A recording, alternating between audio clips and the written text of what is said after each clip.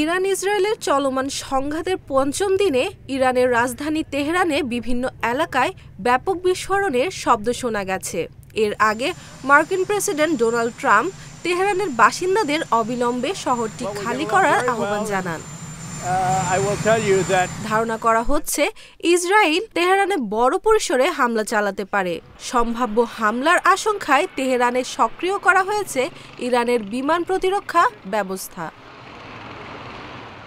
কাতার ভিত্তিক সংবাদ মাধ্যম আল জাজিরায় বলা হয়, ইরান থেকে তেল আবিব, হাইফা সহ ইসরায়েলের বিভিন্ন শহরে ড্রোন ও ক্ষেপণাস্ত্র হামলা চালানো হচ্ছে। তেহরান জানিয়েছে হামলা অব্যাহত থাকবে এবং তা আরও বিস্তৃত আকারে চালানো হতে পারে। ইরানের পররাষ্ট্র মন্ত্রণালয়ের মুখপাত্র ইসমাইল বাঘাই জাতিসংঘের পারমাণবিক চুক্তি থেকে বেরিয়ে যাওয়ার হুমকি দিয়েছেন। এদিকে ইসরায়েলের প্রধানমন্ত্রী বেনিয়ামিন নেতানিয়াহু জানিয়েছে, ইরানের সর্বোচ্চ নেতা আয়াতুল্লাহ আলী খামেনিকে হত্যার সম্ভাবনা তিনি উড়িয়ে দিচ্ছেন না।